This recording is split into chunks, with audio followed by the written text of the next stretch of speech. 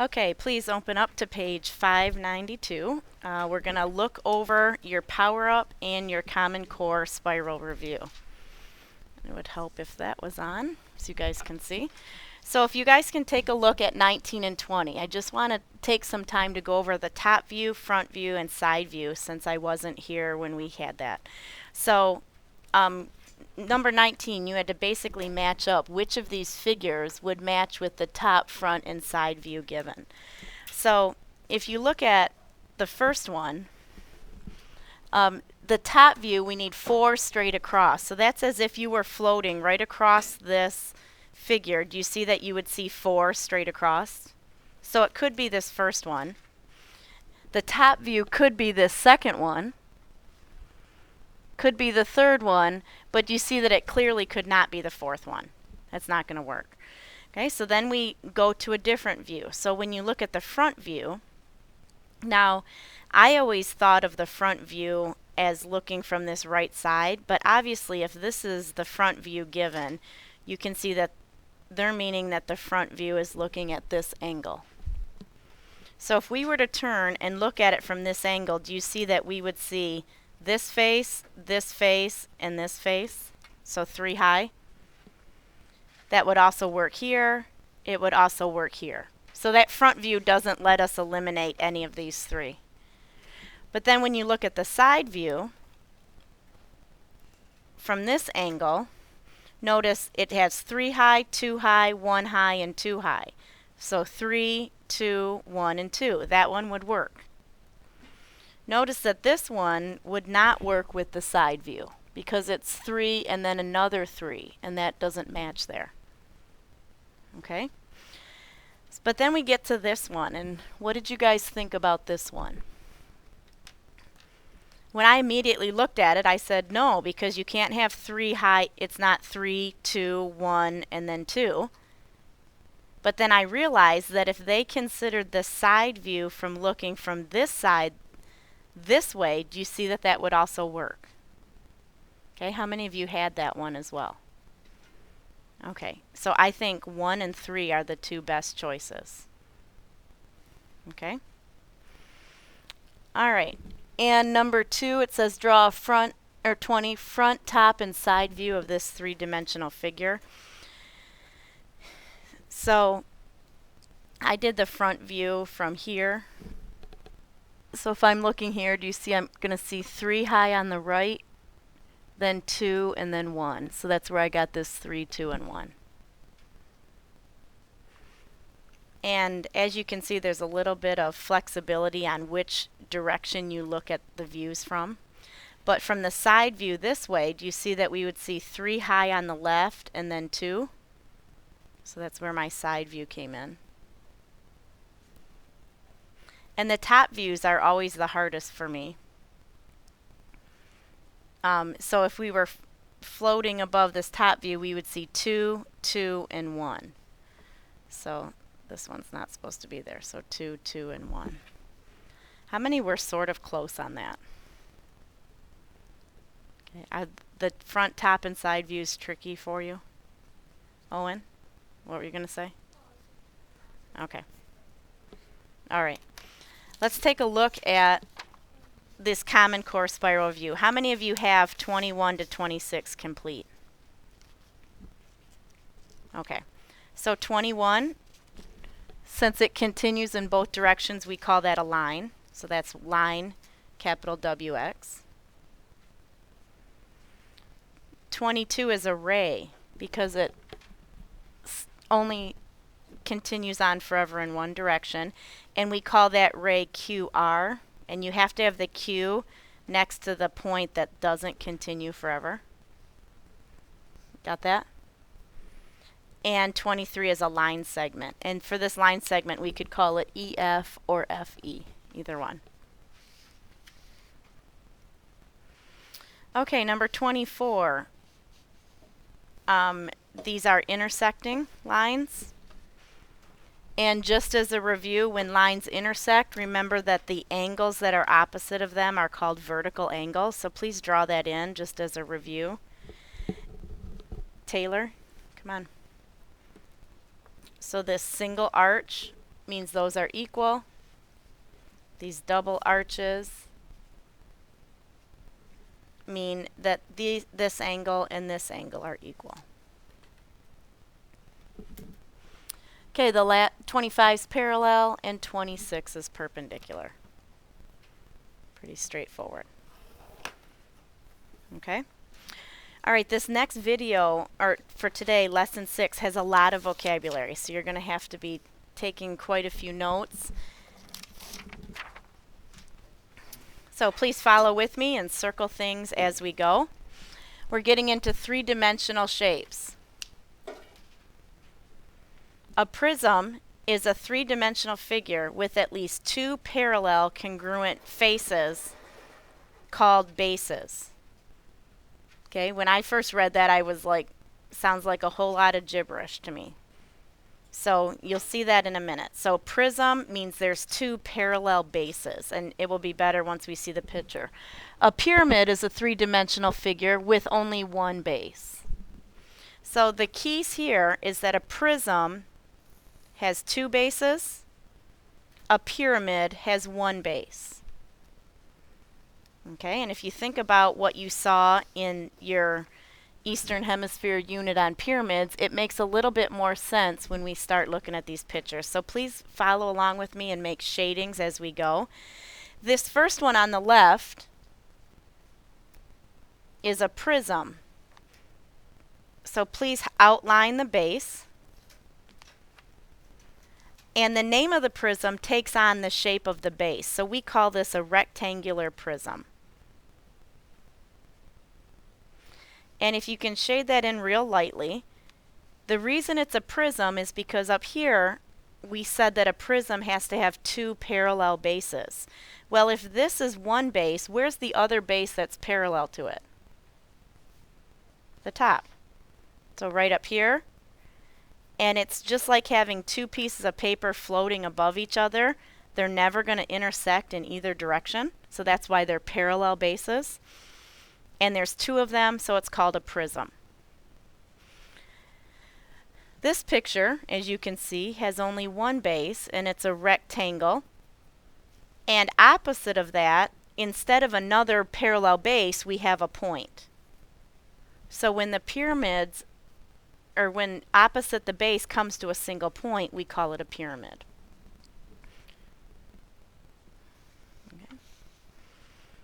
All right, so take a minute to try to name the next two. Please shade in what you think the bases are.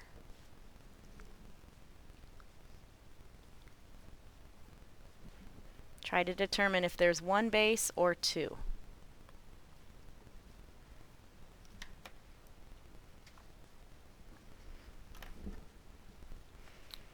Okay. So what's the shape of this base? Triangle. And opposite of that, you see it comes to a point, so it's called what? Triangular pyramid. Very good. Please write that in. This next one always tricks kids because it's kind of laying on their side, and a lot of people immediately think that the base is whatever it's sitting on.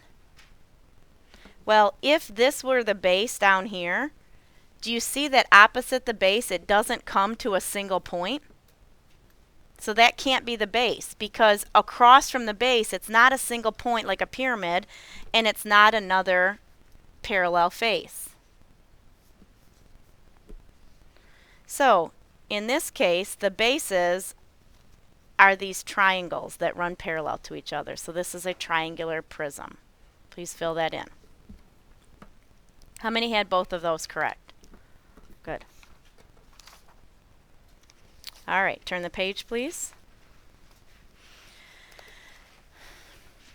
When we talk about a plane, we're really talking about a flat surface that goes on forever in all directions. So a piece of paper is an example of a plane that ends, and it ends at 8.5 inches by 11 inches. But if you considered this piece of paper going on forever in all directions, that's what we talk about is a plane. The figure at the right shows rectangle ABCD line segments AB and DC are called coplanar because they lie in the same plane. AB and DC are all on this plane J. Does that make sense? So if I were to draw this on a piece of paper, AB and DC are on the same plane because they're all on this flat piece of paper. Okay? They are also parallel because they'll never intersect no matter how far they are extended. I'm going to introduce some geometry notation that you'll see in high school geometry, but on this drawing, this is how we mark that two lines are parallel. So please add that in. We put a little kind of triangle / arrow type shape. That shows that those are parallel. And if we wanted to show the other two sides were parallel, but were not parallel to each other, we would do the double arrow triangle. So that's how we would designate parallel to. Just as two lines in a plane can intersect or be parallel, there are different ways that planes can be related in space. So if you can imagine taking, and this works best with index cards, but I'll try to illustrate it here. If you were to take two index cards, and maybe you've done this before. So if I have two planes, and if I imagine them intersecting each other, do you see that two planes can intersect each other to look something like this? Okay, that's what this illustration is attempting to show. You can have two pieces of paper that intersect each other just like this. And please highlight that intersection. Notice they intersect in a line.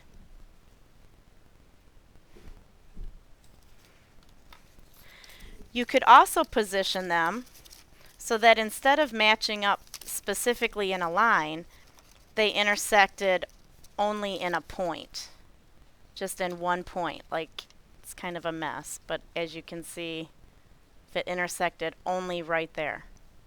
Okay, that's what this is trying to illustrate.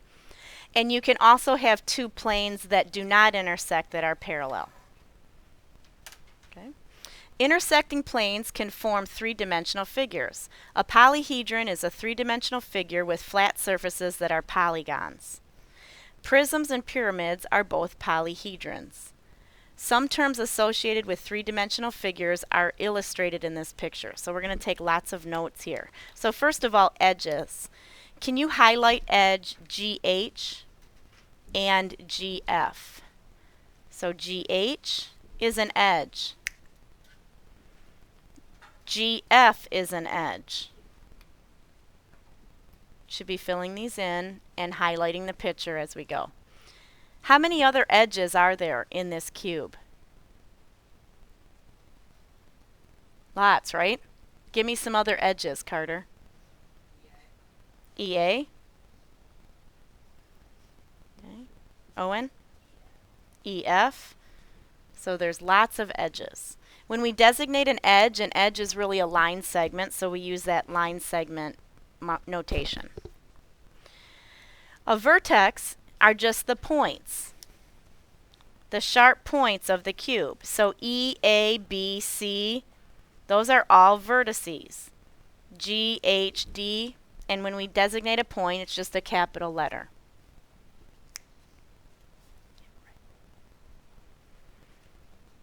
When we talk about a face, we're talking about a flat surface. So if you think about rolling a dice, whatever number is up, that's the face that's showing.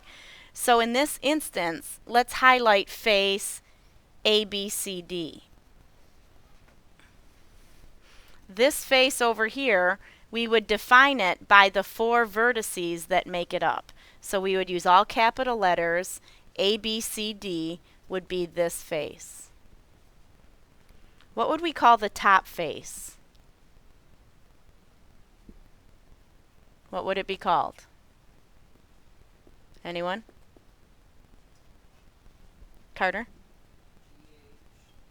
Yep, GHDC. And it doesn't matter the order that you go in, but once you start with a letter and you start moving you have to stay in order. So GHDC, you wouldn't want to say this. GDHC, like all random. It needs to all be around the outline of the shape. Make sense? Okay. And the last one is when we talk about a diagonal of a shape, it's a line segment whose endpoints are vertices that are not on the same face or next to each other. So the diagonal cuts through it. So from one corner down to the other corner. So we would say a diagonal here would be HB. Blake, what would another diagonal be?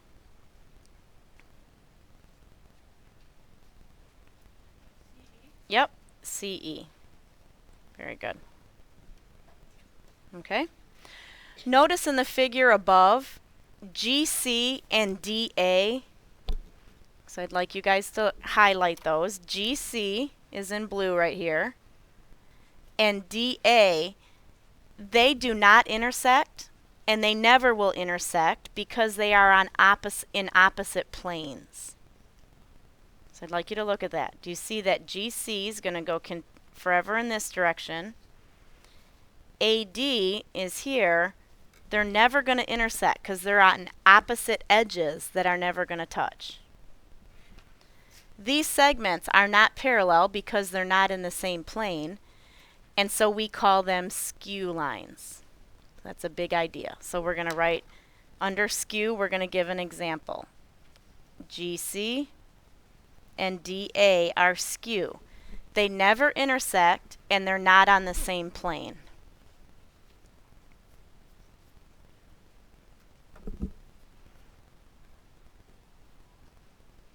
Can somebody give me another example of two lines that are skew? And I know my picture is looking pretty rough here. Besides GC and DA. Yes, Aaron? HE. And what else?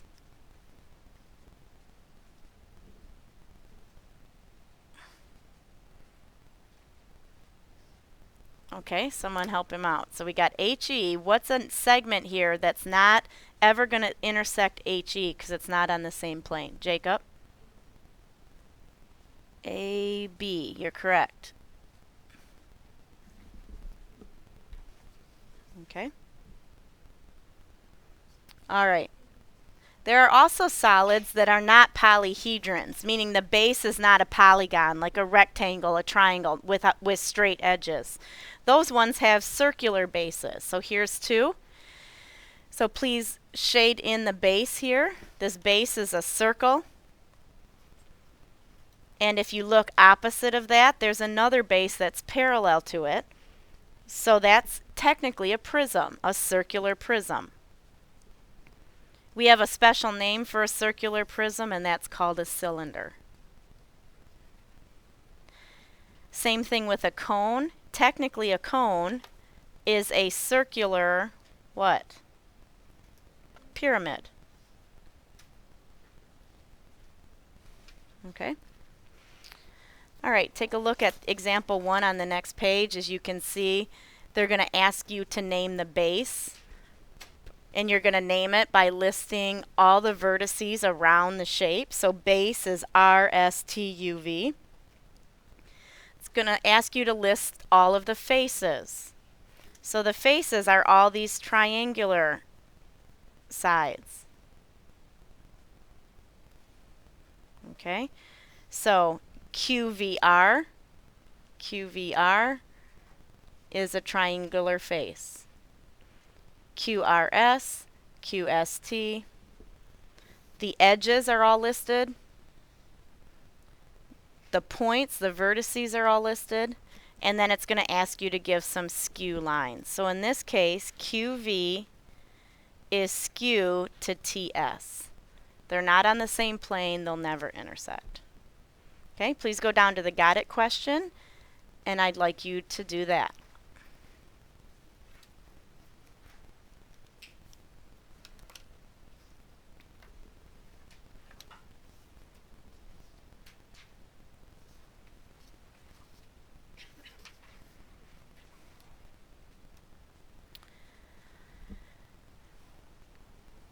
What are we going to call this shape?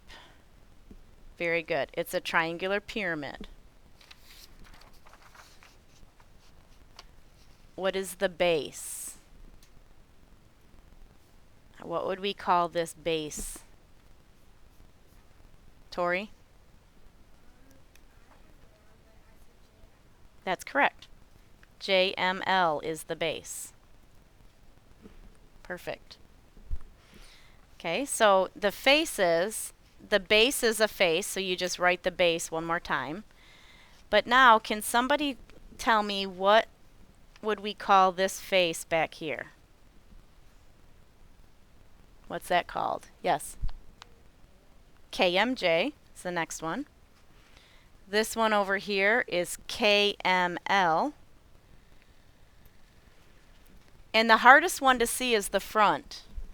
Do you see it's K to J to L?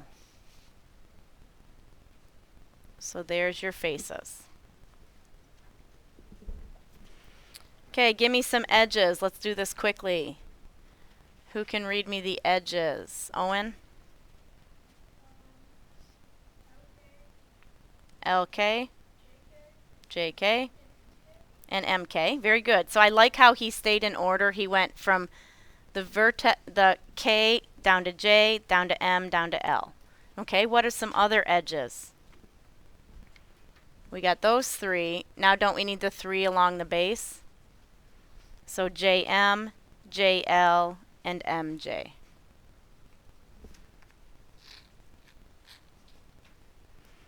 The vertices are just the 4 points of this triangular pyramid. We're on page 595.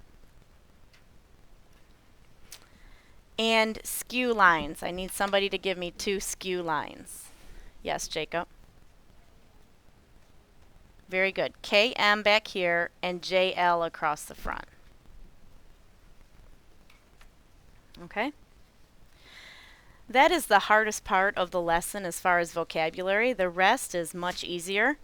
And we're going to get into what's called a cross section. And a cross section is when you take a knife or a blade and you cut something. When you open it up, what's the shape that remains?